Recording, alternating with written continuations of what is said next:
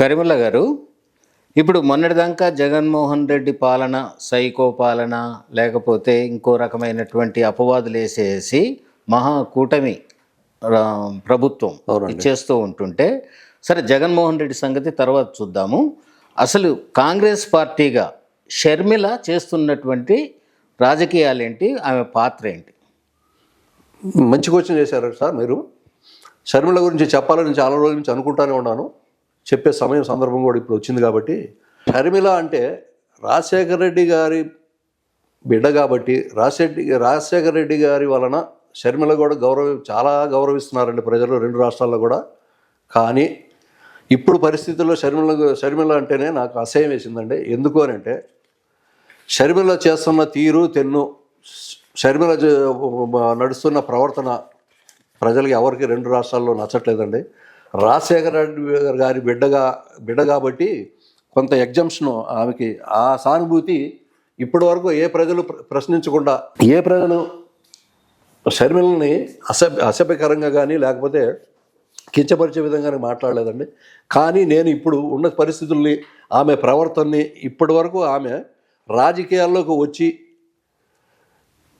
తెలంగాణ రాష్ట్రంలో పార్టీని పెట్టి, పార్టీని స్థాపించి ఆమె మొదలుపెట్టిన రాజకీయ ప్రస్తావన గురించి నేను ఒకసారి మాట్లాడదలుచుకున్నాను.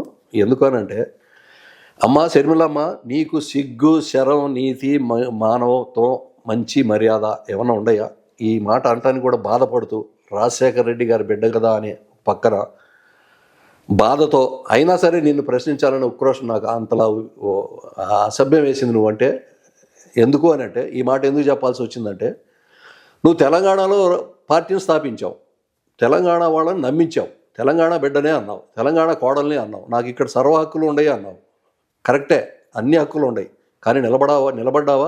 నిలబడాలా? నిన్ను నమ్మి నువ్వు పార్టీని దాదాపు 2-3 వేల కిలోమీటర్లు నువ్వు పాదయాత్ర చేసి పార్టీని పటిష్టం చేస్తావని నిన్ను నమ్మి తెలంగాణలో కొంతమంది కార్యకర్తలు, నాయకులు లక్షల రూపాయలు, కోట్ల రూపాయలు ఖర్చు పెట్టుకున్నారు, ఆస్తులు బాగొట్టుకున్నారు, నిన్ను నమ్మారు, వాళ్ళని నమ్మించావు. నమ్మించి పెద్ద మోసం చేసావు కదా. మోసం చేసి నువ్వు మోసం చేసిన దానివి కనీసం కార్యకర్తలకి సమాధానం చెప్పావా? క్షమాపణ చెప్పావా? నేను క్లిష్ట పరిస్థితుల్లో ఈ పార్టీని నెట్ చేయదలుచుకున్నాను అని ఎవరినైనా సలహా తీసుకున్నావా? బిగువన రాత్రి నువ్వు ఢిల్లీ వెళ్ళి కాంగ్రెస్ పార్టీతోటి కలిసి కుమ్మక్కయ్యి పార్టీని అందులో మెడ్ చేసేసి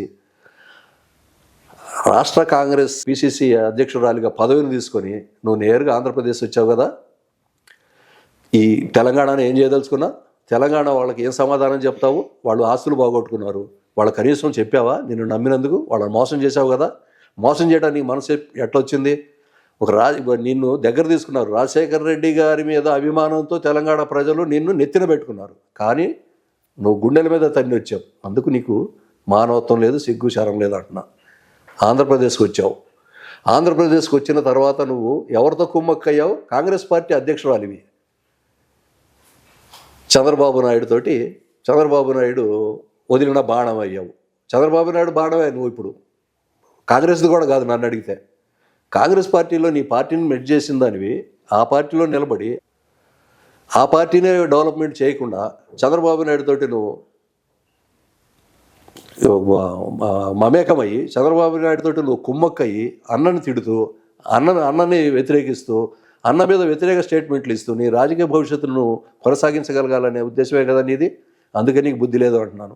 బుద్ధి లేదనే మాట ఎందుకు అంటున్నాను అంటే, నువ్వు చంద్రబాబు నాయుడు తోటి కలవటమే, నీ ప్రవర్తనే, నీ కొడుకు పెళ్లితో సహా జరుగుతున్న పరిణామాలన్నీ మేము గమనించిన తర్వాతనే ఈ స్టేట్మెంట్ ఇవ్వాల్సిన పరిస్థితి వచ్చింది. ఎందుకంటే కాంగ్రెస్ పార్టీ గౌరవనీయ రాజశేఖర రెడ్డి గారిని ఎంత ఓన్ చేసుకున్నదమ్మా? ఆయన అంటే ఎంత విలువ ఇచ్చింది? ఆయన పార్టీలో ఏకఛత్రాధిపత్యంగా సాగించాడు కదా. పార్టీని 2 సార్లు ఆయన భుజస్కంధాల మీద 2 సార్లు గెలిపించాడు కదా. సరే, దురదృష్టవశాత్తు ఆయన మరణించిన తర్వాత జగన్మోహన్ రెడ్డి గారు ఎంపీగా ఉండి ఆయన సావుని భరించలేక చచ్చిపోయిన వాళ్ళు ఆగిన గుండెల్ని పరామర్శిస్తానంటే సోనియా గాంధీ వ్యతిరేకిస్తే కాదు నేను చేయాల్సిందని ఆయన పాదయాత్ర మొదలు పెడితే మా మాట వినకుండా పోతున్నాడు కదా, ఇతన్ని ఎట్లా ఇబ్బంది పెట్టాలనే ఉద్దేశంతో కాంగ్రెస్ పార్టీ ఈడీని సిబిఐని వీళ్ళందరినీ ప్రోత్సహించి జగన్మోహన్ రెడ్డి గారి మీద కేసులు పెడితే శంకర్రావు ద్వారా కంప్లైంట్ ఇస్తే కోర్టుకి, ఆ కంప్లైంట్కి తోడుగా చంద్రబాబు నాయుడు గారు కూడా అందులో ఇంప్లీడ్ అయ్యి అశోక్ గజపతిరాజు ఎర్రనాయుడు చేత ఇంప్లీడ్ అయ్యి కేసులు పెట్టించి 16 నెలలు జైల్లో పెట్టించి వ్యవస్థలు మేనేజ్ చేసి బెయిల్ రాకుండా చేస్తే మీ అన్నని ఆ బాధను మర్చిపోయావా? రాజశేఖర రెడ్డి గారి బిడ్డగా నేను ప్రశ్నిస్తాను. రెండోది, ఆ టైంలో బెయిల్ రాక నువ్వు, మీ వదిన, మీ అమ్మ, మీ పెద్దమ్మ, మీ చిన్నమ్మ ప్లాట్ఫారాల మీద ఎట్లా కూర్చున్నారో తెలుసుగా. ప్లాట్ఫారాల మీద ప్లాస్టిక్ గ్లాసుల్లో మంచినీళ్ళు తాగింది మర్చిపోయావు నువ్వు. అలాంటి సిచ్యువేషన్ నుంచి Congress party Rahul Gandhi prime minister అవ్వాలని చెప్పి మా నాన్న ఆశ, అందుకు ఆ కళ నెరవేర్చడానికి నేను పిసిసి అధ్యక్షురాలయ్యాను అంటున్నావు. సిగ్గుందా? నీకు బుద్ధి ఉందా? మీ నాన్న చనిపోయిన తర్వాతే కదా ఛార్జ్షీట్లో ఎఫ్ఐఆర్లో మీ నాన్న పేరు చేర్చారు. ఆ రోజు నీ వాగుడింది, ఏం స్టేట్మెంట్ ఇచ్చావు? మా నాన్న ఇంత చేస్తే కాంగ్రెస్ పార్టీకి చనిపోయిన తర్వాత కూడా మా నాన్న వదిలిపెట్టకుండా ఛార్జ్షీట్లో పెట్టారని చెప్పి నువ్వు ఏం మాట్లాడావు? ఇప్పుడు మా నాన్న బతికుంటే కేకరించి ముఖాన్ని ఊసేవాడు అన్నావుగా, మర్చిపోయావా? అందుకే నీకు బుద్ధి లేదంటున్నా నేను. సరే, ఇంత బాగానే ఉంది. మీ నాన్నని అంత అవమానించిన పార్టీలో నువ్వు చేరిందే కాక ఇవాళ జగన్మోహన్ రెడ్డికి వ్యతిరేకంగా నువ్వు ఇచ్చే స్టేట్మెంట్లు ఏంటి? నీకు అందుకే బుద్ధి లేదంటుంది. ఆ స్టేట్మెంట్లు ఎలాంటి స్టేట్మెంట్లు ఇస్తున్నావు? ఎవరికి ఉపయోగపడే స్టేట్మెంట్లు ఇస్తున్నావు? చంద్రబాబు నాయుడుకి ఉపయోగపడే స్టేట్మెంట్లు ఇస్తున్నావు. నువ్వు ఉన్న పార్టీ ఏంటి? కాంగ్రెస్. నువ్వు ఎవరికి సపోర్ట్ చేస్తున్నావు? టీడీపీకి సపోర్ట్ చేస్తున్నావు. ఈ మాట ఎందుకు అనాల్సి వచ్చింది అని అంటే, నీకు అంత పౌరుషం లేదా? నీకు రోషం లేదా? నువ్వు మనిషి పుట్టలేదా? చంద్రబాబు నాయుడు గారు గవర్నమెంట్ వచ్చి రాగతలిగి రాజశేఖర రెడ్డి గారికి జరిగిన అవమానాలు ఏందో గుర్తులేదా? ఎన్ని బొమ్మలు పగలగొట్టారు, ఎన్ని తలకాయలు తీసేశారు రాజశేఖర రెడ్డి గారి, పెట్రోల్ వేసి తగలబెట్టిన ఎన్ని ఉన్నాయి, ఆయన శిలాపలకాలను ఎన్ని పగలగొట్టారు.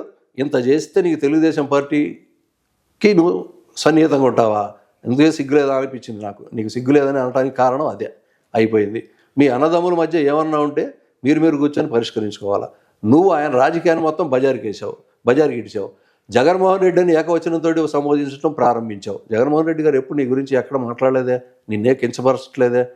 అలాంటి నువ్వు కాంగ్రెస్ పార్టీలో చేరి కాంగ్రెస్ పార్టీకే అంకితమై ఉండకుండా నీ తెర వెనక నీ రాజకీయాలు మొత్తం చంద్రబాబు నాయుడు రాజకీయ చతురతలతో నువ్వు కొమ్మక్కయ్యి జగన్మోహన్ రెడ్డిని ఈ విధంగా చేస్తున్నావు అంటే అందుకే నీకు బుద్ధి లేదు అన్నా.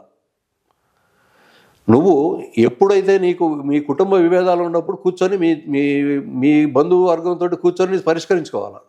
నువ్వు నేరుగా ఏబిఎన్ రాధాకృష్ణమూర్తి ఛానల్కి ఎందుకు వెళ్ళావు? ఆ స్టూడియోకి వెళ్ళి స్టేట్మెంట్లు ఎందుకు ఇచ్చావు? నీ ప్రతిదీ కూడా నీ ప్రవర్తన మొత్తం రాజకీయంగా రాజశేఖర రెడ్డి కుటుంబం చిన్నాభిన్నం అవుతుందని ముందు నుంచే స్టేట్మెంట్లు ఇచ్చేవాడు రాధాకృష్ణ ఏబిఎన్ వాడు. అతనికి ఎలా తెలుస్తున్నాయి? నువ్వు చెప్తానే కదా తెలిసినాయి. అందుకే నీకు బుద్ధి లేదు, జ్ఞానం లేదు, నువ్వు మనిషి కాదు అనడానికి కారణం అదే. దానికి అనుగుణంగా తగుదునమ్మా అని చెప్పి నువ్వే అదే ఛానల్లో కూర్చొని స్టేట్మెంట్లు మాట్లాడావుగా. ఏం మాట్లాడావు నీకు గుర్తులేదా? మరి అలాంటప్పుడు నిన్ను ఏమనాలా? నువ్వైతే రాజకీయాలకు పనికిరావు. ఇక నువ్వు రాజకీయాల్లో రాణించాలంటే అయ్యే పనే కాదు. నిన్ను అసలు తిరగనీరు కూడా నెక్స్ట్ టైం నుంచి కూడా నువ్వు చేసే పనులకి, నువ్వు చేసే విధానానికి ఇప్పటికైనా బుద్ధి తెచ్చుకొని నీ కుటుంబ వ్యవహారాలంటే కుటుంబంలో తెలుసుకోండి తప్ప ప్రజల్ని మోసం చేయబాక.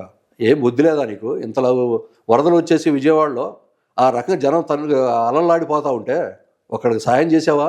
ఒకడికి పాల ప్యాకెట్ ఇచ్చావా? ఒకడికి నీళ్ళ ప్యాకెట్ ఇచ్చావా? ఒకడికి భోజనం ప్యాకెట్ ఇచ్చావా? ఏం గాడిదలు కాస్తున్నావమ్మా నువ్వు అక్కడ హైదరాబాద్లో కూర్చొని? వచ్చి పరిశీలించలేవా? పిసిసి అధ్యక్షురాలు కదా నువ్వు. బుద్ధిలే నీకు? ప్రజలు అవసరం లేదా? రేపు ఓట్లు వేయడానికి ఆ ప్రజలే కదా కావాలి నీకు. వాళ్ళనే పరిశీలించకుండా నువ్వేడో కరుగులో దాక్కొని ఉంటే నీకు ఎందుకు ఓట్లు వేయాలా రేపు? అసలు నువ్వు ఓట్లు వేయడానికి ఎట్లా వస్తావు? నీకు ఏం బుద్ధి ఉండి నీకు ఓట్లు వేయడానికి వస్తావు? నీకు సిగ్గు శరం లేదంటే కారణం ఇయే. ఇంకా కఠినంగా మాట్లాడగలను, కానీ రాజశేఖర రెడ్డి గారు ఏదో ఉన్న అభిమానం అడ్డం వస్తుంది.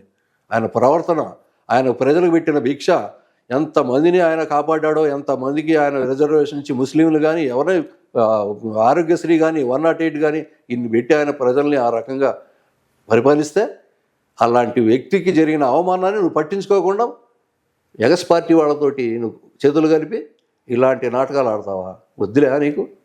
ఇక నేను పద్ధతి మార్చుకో. జగన్మోహన్ రెడ్డి తోటి మమేకం లేదా నీ సొంతంగా పార్టీ పెట్టుకుని వెలగాలంటే రాజకీయ పద్ధతిలో అలా నడవకపోతే నీకు రాజకీయ భవిష్యత్తు ముందు ఉండదని నేను నీకు ఖచ్చితంగా చెప్పదలుచుకున్నాను.